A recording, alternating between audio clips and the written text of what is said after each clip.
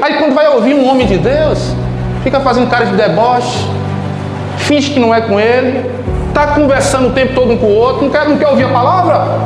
Vá para fora, irmão. Senhores pregadores e pregadoras que estão aqui, se Deus deu uma palavra para vocês, se for direcionado por Deus e estiver na palavra, goste ou não, eles não estão menosprezando a vocês, estão menosprezando a palavra de Deus. Eu fui talhado nessa área, não gostou. Se eu tiver com a palavra de Deus e se for Deus que me direcionou, eu não estou nem aí.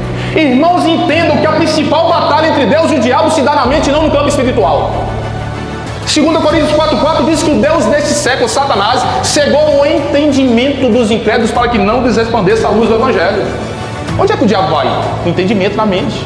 Agora olha Deus, Romanos capítulo 12, versículo 2: não vos conformeis com este mundo, mas transformai-vos pela renovação do vosso entendimento, para que experimenteis qual seja a boa, perfeita e agradável